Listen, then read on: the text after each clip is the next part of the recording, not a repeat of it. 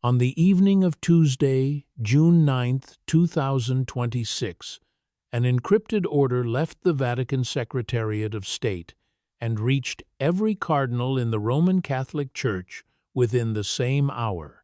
All 230 of them, scattered across 6 continents, were commanded to report to Rome within 5 days. There would be no exceptions, no representatives, and no explanations. The message carried the personal seal of Pope Leo XIV, and that silence made the order more alarming than any public declaration could have been. Across the Catholic world, secure telephones rang, sealed couriers arrived, and senior churchmen began changing their schedules without knowing what awaited them in Rome. The Vatican press office released nothing, while speculation moved through dioceses, newsrooms, and episcopal residences faster than officials could contain it.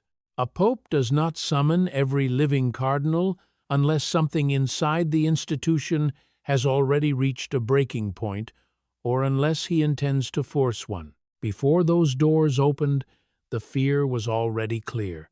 Pope Leo XIV had made a decision, and the men being called to Rome were not being invited to debate it. What followed would place the entire leadership of the Catholic Church inside one sealed hall and confront them with reforms none of them had been permitted to see in advance.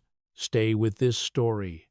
As the summons becomes a gathering, the gathering becomes a confrontation, and the confrontation begins to reshape the oldest continuous institution on earth. Subscribe to the channel now, so you do not miss the next chapter of this extraordinary Vatican crisis.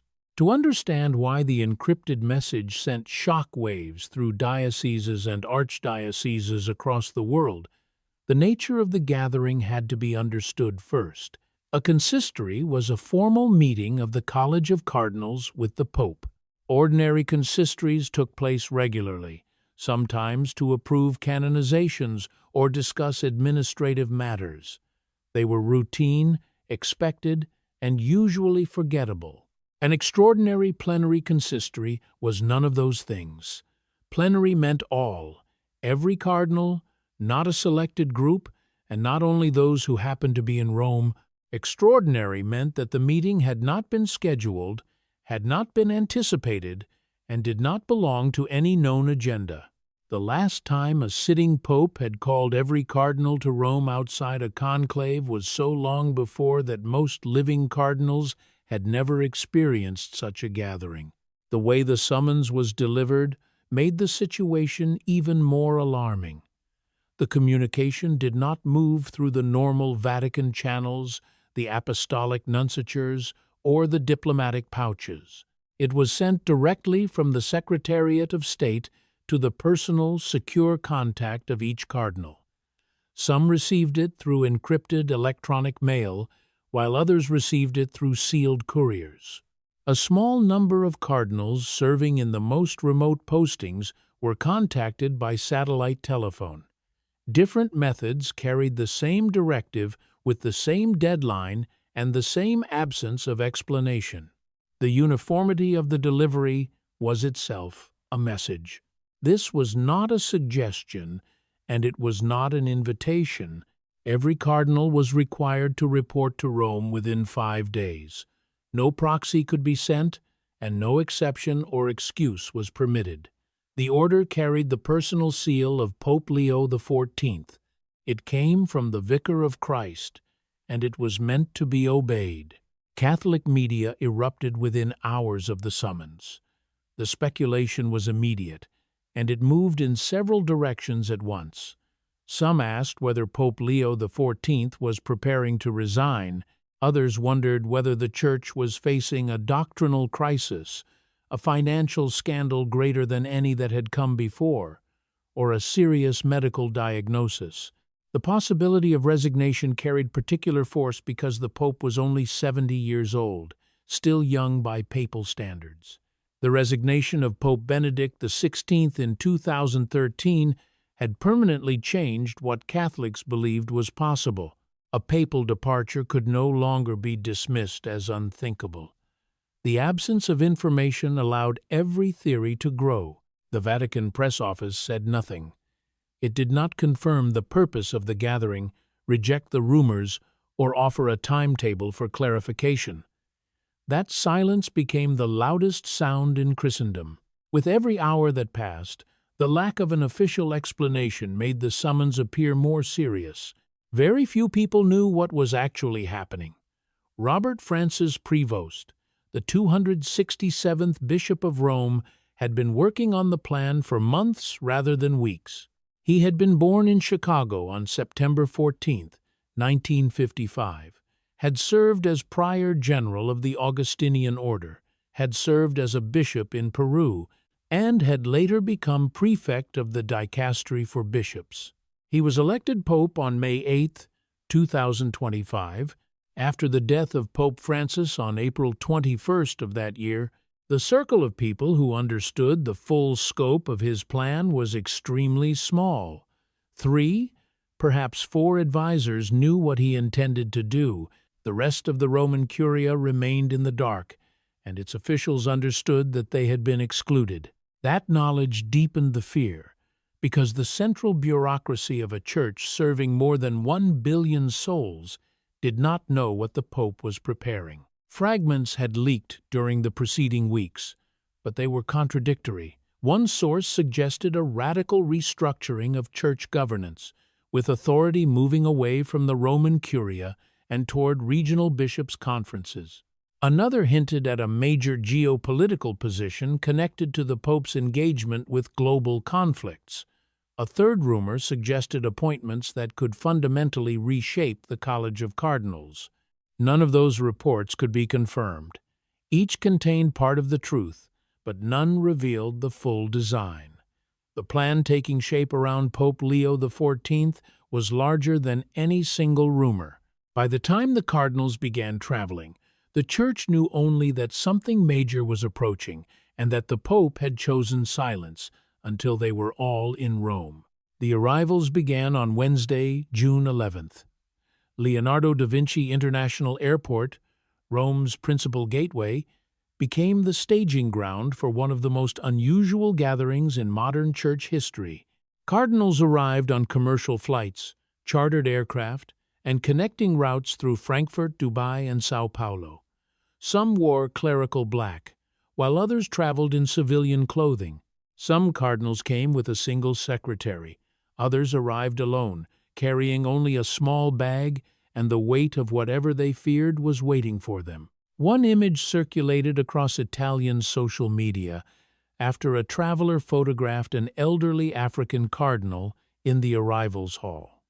He was 84 years old and was being pushed in a wheelchair by a young priest. The cardinal's face showed the exhaustion of a journey that had lasted more than 20 hours. He had traveled from a diocese in Central Africa, despite being frail and ill. The summons had stated that attendance was non-optional. He had come because when the Pope issued such an order, there was nothing to negotiate. A Latin American cardinal who had not visited Rome since 2023 was seen at a Vatican guest house on Thursday morning. He had repeatedly criticized the Roman Curia in public, questioning the pace of reform, the distribution of resources, and whether officials in Rome understood the realities faced by the Church in the developing world. His criticisms had been direct and frequent, yet he had answered the summons like every other cardinal. His presence carried its own meaning. Whatever Pope Leo XIV was preparing had brought even a public critic of the Roman Curia back to Rome. The disagreements had not disappeared, but the command had temporarily placed every faction under the same authority. No one yet knew whether that unity would survive the meeting. Another arrival also drew attention. A cardinal from Southeast Asia, one of the youngest members of the college at 58, was seen entering the Casa Santa Marta. Pope Francis had chosen to live in that Vatican guest house, and Pope Leo XIV had continued to reside there. The Southeast Asian cardinal had been appointed by Pope Leo only months earlier and was regarded as an important ally of his reform program. His calm manner contrasted with the visible anxiety surrounding many of the other arrivals. A journalist called a question toward him in the courtyard. The cardinal smiled, offered no answer, and continued walking. His silence gave the waiting press nothing to interpret. By Thursday evening, the atmosphere inside the Vatican had changed. Groups of 2 and 3 cardinals gathered in corridors, courtyards, dining rooms, and guest houses. They spoke quietly, leaned toward one another, and watched the men around them with the caution of officials experienced in the politics of the Church. Information moved between them, but certainty did not. Alliances were beginning to form as incomplete reports were exchanged. 230 of the most powerful men in the Catholic Church had gathered in one city. Not one of them could say with confidence why Pope Leo XIV had called them there. The question remained the same in every corridor. What did the Pope want? On Friday morning, June 12th, the answer finally began to take shape. The cardinals were directed to the Paul VI Audience Hall, the vast modern auditorium designed by Pierluigi Nervi and built to hold thousands of people. On that morning, it held only cardinals. No staff members, secretaries, journalists, observers, or assistants were permitted inside. The Swiss Guard sealed every entrance. Every telephone, tablet, and recording device was confiscated at the door before the cardinals were allowed to enter. Each man passed through a security checkpoint, severe enough to resemble the entrance to a military installation. Nothing was left in their hands that could record, transmit, or document what was about to happen. No agenda was distributed, no briefing document appeared on the seats, and no outline was provided to explain the purpose of the session. The cardinals had been summoned from 6 continents, brought into one secured hall, and still had not been told what they were about to hear. At 9 in the morning, the doors closed. For the next several hours, the Paul VI Audience Hall became the most impenetrable room in the world. The building had been designed to hold approximately 12,000 people, but fewer than 250 now occupied the enormous space. Empty seats surrounded the entire leadership of the Catholic Church. Their number made the hall feel less crowded, not more, because the distance between the men and the unused space magnified the seriousness of the gathering. Above them, the curved concrete ceiling stretched across the auditorium. Behind the stage stood the dramatic bronze sculpture of the Resurrection, while Roman daylight entered through the vast windows. In that setting, all 230 cardinals sat waiting for the Pope. The architecture had been created for public audiences, but everything about the room had been turned toward secrecy. Some cardinals later described the minutes before the Pope entered as among the most tense moments of their lives. There was no small talk and no ordinary murmuring between seats.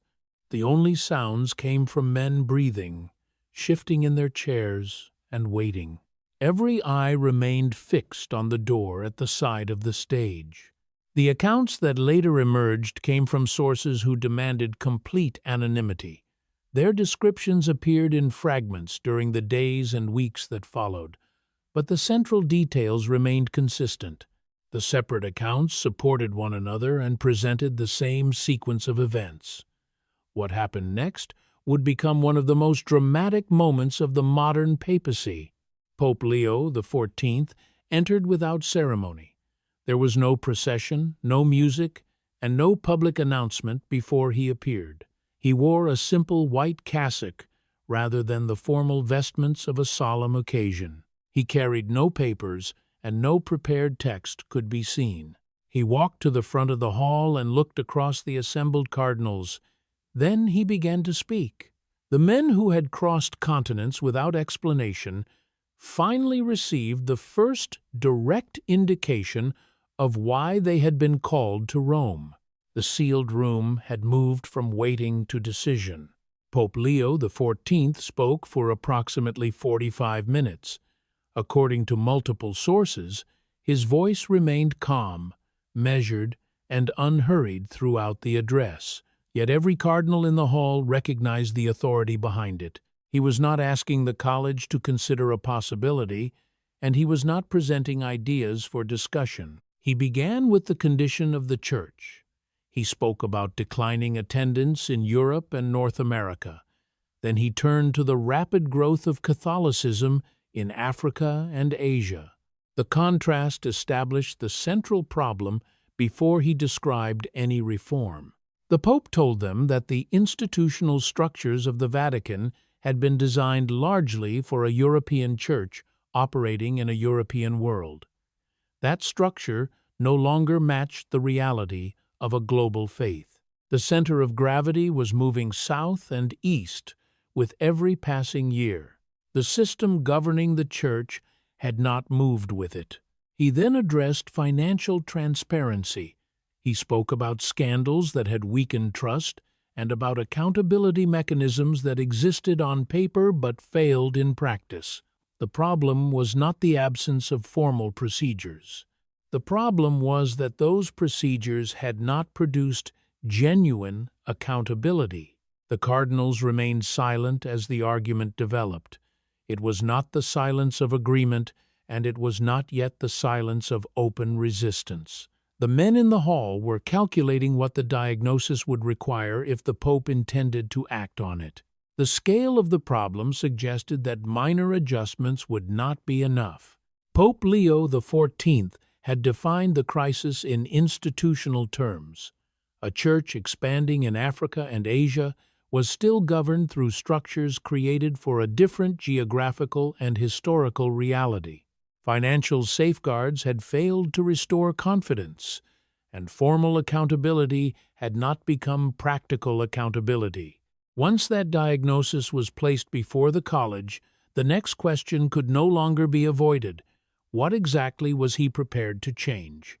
Pope Leo XIV then laid out his plan for a fundamental reform of Vatican governance. Regional bishops' conferences around the world would receive an unprecedented degree of autonomy in pastoral matters. They would be allowed to adapt liturgical practices, pastoral programs, and administrative structures to local needs. Rome would no longer be required to approve every decision. The Roman Curia would also be restructured. Several dicasteries would be merged, while others would be eliminated entirely. New accountability mechanisms would be created, including external oversight for the first time in the history of the Church. The financial transparency measures would go further than anything Pope Francis had attempted during his pontificate. The hall remained silent as the scope of the proposal became clear. The cardinals were not hearing about a limited administrative adjustment or a symbolic gesture. They were hearing a plan that would move authority away from the center, reduce parts of the Curia, and expose Vatican administration to forms of oversight it had never accepted before. Each measure changed a different part of the system, but together they formed a single reordering of how the Church would be governed. The silence was not the silence of agreement. It was not the silence of shock alone. It was the silence of men still processing the consequences, calculating what the reforms would mean for Rome, for regional leadership, and for the balance of power inside the Church. Before they could fully absorb that first package, the Pope moved to the institution sitting directly in front of him. Pope Leo XIV then turned to the College of Cardinals itself. The first proposal was comparatively limited. He wanted the mandatory retirement age for voting in a conclave raised from 80 to 85. The change would increase the number of cardinal electors and would also include several older cardinals known to support reform. The second proposal was far more disruptive. In extraordinary circumstances, lay men and women could be given the title of cardinal in advisory roles. They would not vote in a conclave, and they would not exercise ordained or priestly authority. They would hold the title, the dignity, and a formal role in advising the Pope on matters of church governance. Pope Leo XIV presented the idea as a restoration rather than a complete invention.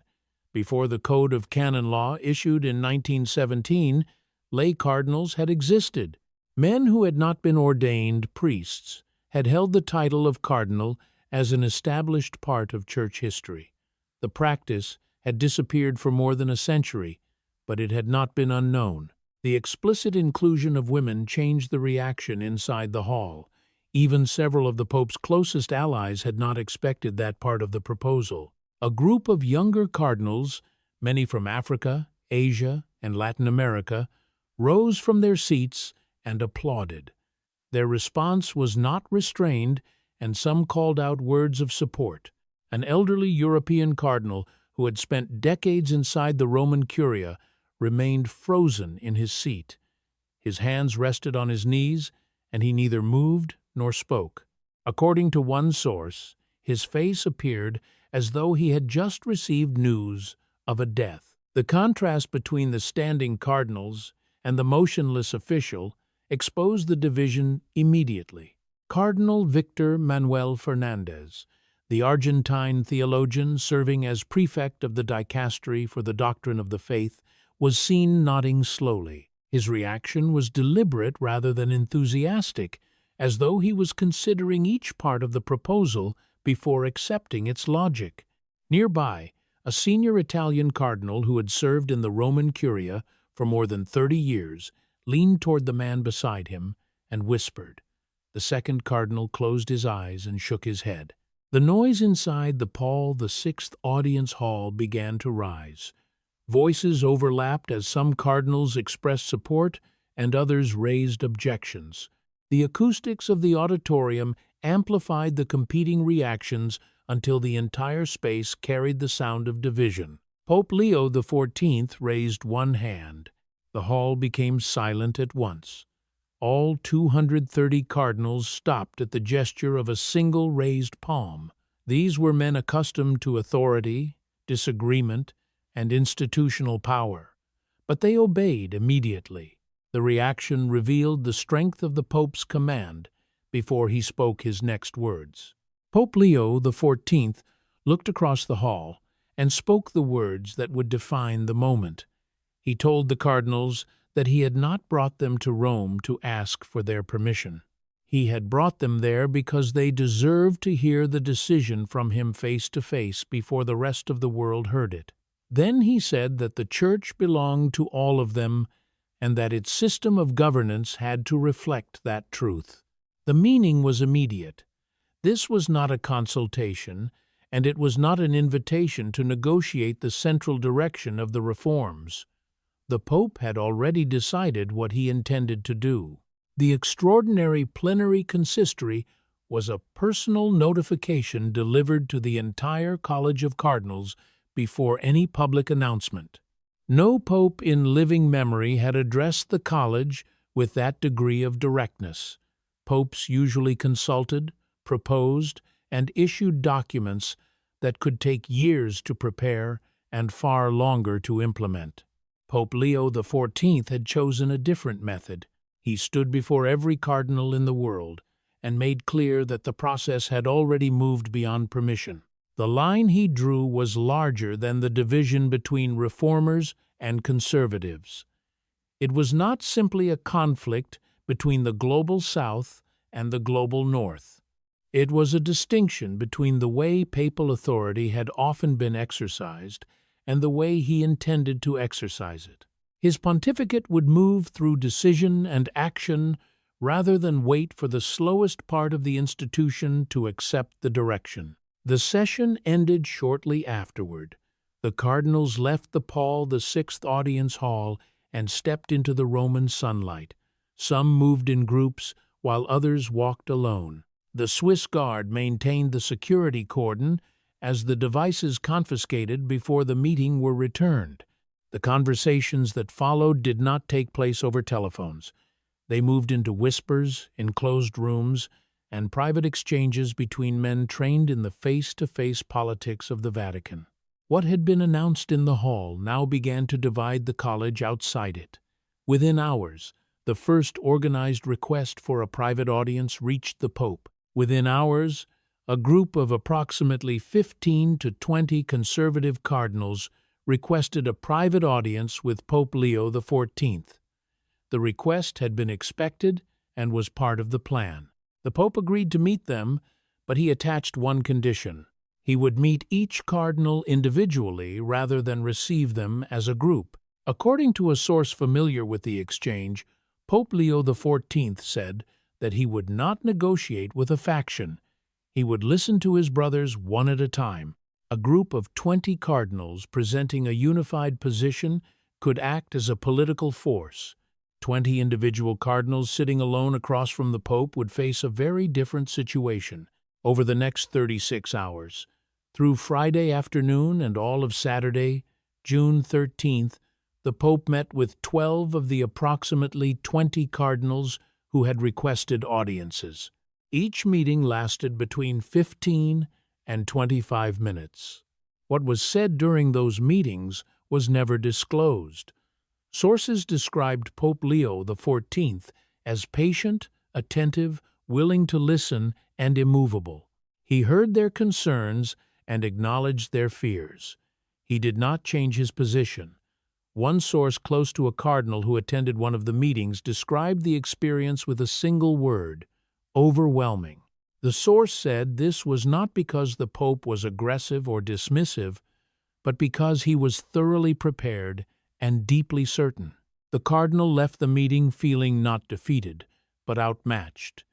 According to the source, Pope Leo XIV had considered every objection before the cardinals raised it. Another source described a different private meeting. In that audience, a cardinal arrived with a list of canonical and theological objections. The cardinal spoke for several minutes while the Pope listened without interrupting. When the cardinal finished, Pope Leo XIV answered each point in order from memory. He cited specific historical precedents, specific documents, and specific passages from church teaching. The cardinal left visibly shaken rather than angry. The source said that the cardinal had entered expecting a debate and left feeling as though he had entered a classroom. The Pope had not improvised the reform plan. He had spent months preparing it methodically and patiently. He understood how institutions resisted change and how that resistance could be overcome. For 36 hours after the closed session on Friday morning, nothing leaked. 230 cardinals had attended, and their secretaries, staffs, and Vatican personnel had helped arrange the gathering. Hundreds of people knew that the meeting had taken place, yet not a single detail reached the press. There was no whisper, no hint, and no message from a Vatican insider. The silence itself showed how seriously the men involved regarded what had happened. Whatever their disagreements, they held the line. Whether through loyalty, fear, or shock, they remained silent for a day and a half. The break came on Saturday evening, June 13th. A junior secretary in a European diocese used the words structural reforms during a telephone call after receiving a summary from his cardinal. The call was overheard, the phrase was noted, and it reached a journalist. A second leak followed from the entourage of an African cardinal after changes to the College of Cardinals were mentioned in a Roman restaurant. A waiter who spoke English heard the conversation and contacted someone at a news agency. The fragments began to connect. By Sunday morning, the major wire services were reporting the story. The reports were incomplete, but they contained enough information to trigger a wider reaction. Progressive Catholic publications responded with cautious hope. Traditional Catholic outlets published alarmed editorials. Secular media also began reporting the story. Government reactions remained carefully neutral. The Vatican press office issued a single statement. It said that the Holy Father had convened an extraordinary consistory to discuss matters of church governance, and that a formal communication would follow at the appropriate time. The statement provided no details, no timeline, and no confirmation of any specific proposal. It acknowledged only that the meeting had taken place. Catholic commentators divided sharply. Supporters of the reforms of Pope Francis saw the actions of Pope Leo XIV as a continuation and acceleration of that direction. Those who had opposed Pope Francis saw Pope Leo as a different kind of leader. He appeared not only willing to suggest change, but prepared to implement it. Theologians in Catholic universities began debating the canonical basis for lay cardinals.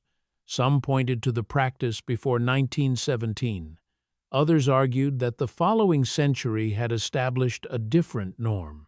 The debate was immediate and deeply divided. In parishes, ordinary Catholics learned about the consistory through social media and news alerts. In Manila, a priest told a parishioner that he did not know what the reports meant. In Cologne, a bishop instructed his staff to prepare for questions he could not yet answer. In rural Mexico, a nun who had served her community for 30 years wept when she heard the words "women and cardinal" together. Political analysts considered the effects of greater regional autonomy. In Africa, it could strengthen the Catholic voice on governance and human rights. In Asia, it could affect approaches to interfaith dialogue. In Latin America, it could renew engagement with social justice movements. The proposal concerning lay cardinals remained limited to advisory and non-voting roles. They would not participate in conclaves and would not exercise ordained or priestly authority. The inclusion of women nevertheless carried enormous symbolic weight. A woman could hold the title of cardinal and formally advise the Pope. The formal Vatican communication had not yet been issued. The methods of implementation had not been announced, and the timeline remained unknown. The opposition had not yet organized its full response. The story remained unfinished. On the night of Saturday, June 13th, after the final private meetings had ended and the corridors of the Apostolic Palace had grown quiet, Pope Leo XIV was alone in his private chapel. A crucifix hung on the wall, a single candle burned, and the 267th Bishop of Rome knelt in the same silence carried by the building for centuries. Across the city, 230 cardinals were still processing what they had heard. Some were calling trusted allies, some were preparing memoranda for their staffs, and some were praying. The Pope understood the weight of what he had set in motion. He knew that the opposition would be fierce, that some would accuse him of recklessness, and that others would question whether a pope who had served for just over a year should attempt reforms of such magnitude. He also knew that the Church had faced the same choice before, during the Council of Trent, the First Vatican Council, and the Second Vatican Council. Change carried disorder, but stagnation carried erosion. Robert Francis Prevost had made his choice. The Augustinian friar from Chicago, the bishop who had served in Peru, and the administrator who had risen through the Church through competence rather than ambition, had decided that the institution would move. The meaning had already been made clear in the Paul VI audience hall, in the private meetings, and in the silence that followed the first encrypted summons. The Church would examine the way it governed more than 1 billion souls. If its structures no longer served its mission, those structures would bend or break. They would not remain unchanged. Pope Leo XIV had already given the final answer. This Church would not be governed by fear while he occupied the chair of St. Peter.